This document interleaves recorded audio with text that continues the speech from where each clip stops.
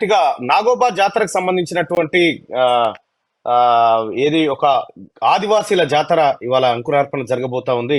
గౌరవ ముఖ్యమంత్రి రేవంత్ రెడ్డి గారు ఆ జాతరను ప్రారంభిస్తూ ఆ జాతరలో ఆయన పాల్గొనబోతా ఉన్నారు. అలాగే ఇవాళ ఒక భారీ బహిరంగ సభను ఓ రకంగా చెప్పాలంటే ఎన్నికల శంఖారావాన్ని రేవంత్ రెడ్డి గారు పూరించబోతా ఉన్నారు కాంగ్రెస్ పార్టీ తరఫున పార్లమెంట్ ఎన్నికల శంఖారావాన్ని. అయితే ఇక వెలుగు దినపత్రికలో ఉన్నటువంటి వార్తలు చూద్దాం.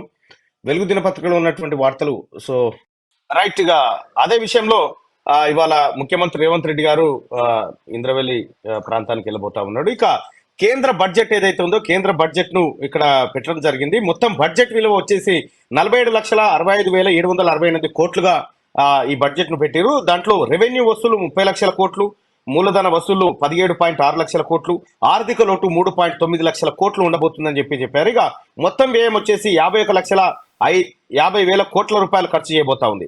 సాధారణ ఖర్చులు 36.5 లక్షల కోట్లు, క్యాపిటల్ ఎక్స్పెండిచర్ 15 లక్షల కోట్ల రూపాయలను కేంద్ర ప్రభుత్వం ఖర్చు చేయబోతున్నట్టుగా ఓటాన్ అకౌంట్ ద్వారా నిన్న బడ్జెట్ ప్రవేశపెట్టినటువంటి సందర్భంలో కేంద్ర ప్రభుత్వం చెప్పింది. అయితే ప్రధానమంత్రి దీనిపైన మాట్లాడుతూ వికసిత్ భారత్ కు బలమైన పునాది వేసేలా మధ్యంతర బడ్జెట్ ను రూపకల్పన జరిగింది. యువత, పేదలు, మహిళలు, రైతుల సాధికారతకు ఈ బడ్జెట్ దోహదం చేస్తుంది.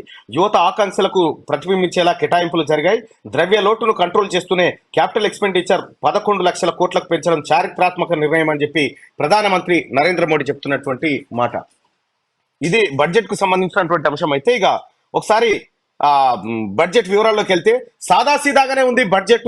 వరాలు లేవు, వార్తలు లేవు. ఓటాన్ అకౌంట్ బడ్జెట్ ను ప్రవేశపెట్టిన నిర్మలా సీతారామన్ అంటూ ఒక వార్తను చూస్తా ఉన్నాం. ఇక ఓటాన్ అకౌంట్ బడ్జెట్ ప్రవేశపెట్టిన నిర్మల రక్షణ రంగానికి దండిగా నిధులు, సాగుకు అంతంతే, హెల్త్ ఇతర సెక్టార్లకు పర్వాలేదు. 5 ఏళ్లలో మరో 2 కోట్ల ఇండ్ల నిర్మాణం, 1 కోటి కుటుంబాలకు 300 యూనిట్ల వరకు ఫ్రీ కరెంటు, ట్యాక్స్ స్లాబ్ లో ఎలాంటి మార్పులు లేవు, ఎలక్ట్రిక్ వాహనాల వాడకానికి ప్రోత్సాహం, అంగన్వాడీ సిబ్బందికి ఆయుష్మాన్ భారత్, ప్రజల ఆదాయం 50% పెరిగిందన్న నిర్మలా సీతారామన్ అంటూ ఒక వార్త. దీంట్లో ఉన్నటువంటి హైలైట్స్ కనుక ఒకసారి చూస్తే లోక్సభ ఎన్నికలకు 2 నెలల టైమే ఉండడంతో నొప్పించక ఒప్పించక సాదాసీదాగా కేంద్ర ప్రభుత్వం బడ్జెట్ ను తీసుకువచ్చింది. ఎలాంటి వరాలు లేవు, వార్తలు లేవు, కొత్త పథకాలు లేవు, సామాన్యులపై పెద్దగా భారము లేదు. 2024 ఓటాన్ అకౌంట్ బడ్జెట్ ను గురువారం పార్లమెంట్ లో కేంద్ర ఆర్థిక మంత్రి నిర్మలా సీతారామన్ ప్రవేశపెట్టారు. దేశంలో పేదరికాన్ని నిర్మూలించడమే తమ లక్ష్యమని, 2047 నాటికి అభివృద్ధి చెందిన దేశంగా భారత్ ఎదుగుతుందని అన్నారు. 10 ఏళ్లలో 25 కోట్ల మంది పేదరికం నుంచి బయటపడ్డారని, ప్రజల ఆదాయం 50% పెరిగిందని పేర్కొన్నారు. బడ్జెట్ లో అత్యధికంగా రక్షణ రంగానికి 6 లక్షల కోట్లకు పైగా కేటాయించారు. మిగతా రంగాలతో పోలిస్తే వ్యవసాయ రంగానికి అంతంత మాత్రంగానే కేటాయింపులు ఉన్నాయి. ఇంకా కొత్తగా 2 కోట్ల మందికి పిఎం ఆవాస్ యోజన కింద ఇల్లు కట్టిస్తామని, టాప్ సోలార్ స్కీమ్ కింద 1 కోటి కుటుంబాలకు 300 యూనిట్ల వరకు ఉచిత కరెంట్ అందజేస్తామని ప్రకటించారు. ట్యాక్స్ పేయర్స్ కు బడ్జెట్ లోని పద్ధతిని రిపీట్ చేశారు.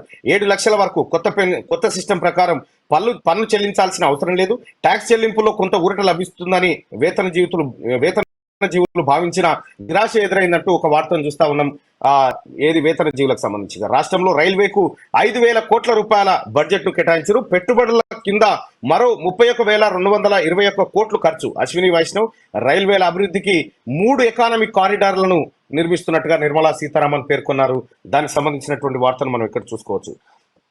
ఇంకా పక్కనే కేటాయింపులు ఏ రంగానికి ఏ రకమైన కేటాయింపులు ఇచ్చారనేది ఒకసారి చూస్తే ముఖ్యమైన శాఖలకు జరిగినటువంటి కేటాయింపుల వివరాలు లక్షల కోట్లలో. ఇక డిఫెన్స్ కు 6.21 లక్షల కోట్లు, రైల్వేకు 2.55 లక్షల కోట్లు, హోంశాఖకు 2.03 లక్షల కోట్లు, రూరల్ డెవలప్మెంట్ కు 1.77 లక్షల కోట్లు, ట్రాన్స్పోర్ట్ అండ్ హైవేస్ కి 2.78 లక్షల కోట్లు, కన్జ్యూమర్ అఫైర్స్ కు 2.13 లక్షల కోట్లు, కెమికల్స్ అండ్ ఫర్టిలైజర్స్ 1.68 లక్షల కోట్లు, కమ్యూనికేషన్స్ కి 1.37 లక్షలు, అగ్రికల్చర్ కు 1.27 లక్షల కోట్లను కేటాయించడం జరిగింది.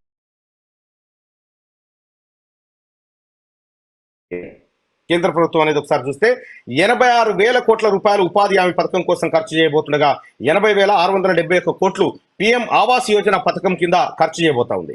ఇక 8,500 కోట్లు సోలార్ పవర్ కు, 7,500 కోట్లు ఆయుష్మాన్ భారత్ కు, 6,903 కోట్లు సెమీ కండక్టర్స్ ఎకో సిస్టమ్ కోసం, 6,200 కోట్లు ప్రొడక్షన్ లింక్డ్ ఇన్సెంటివ్స్ కోసం, 600 కోట్ల రూపాయలు నేషనల్ గ్రీన్ హైడ్రోజన్ మిషన్ కోసం ఖర్చు చేయబోతా ఉన్నారు. ఇక బడ్జెట్ కు సంబంధించినటువంటి పూర్తి వివరాలను, బడ్జెట్ సంబంధించిన పూర్తి లెక్కలను 7, 8, 9 పేజీల్లో వెలుగు దినపత్రిక పూర్తి స్థాయిలో మీకు అందిస్తా ఉంది.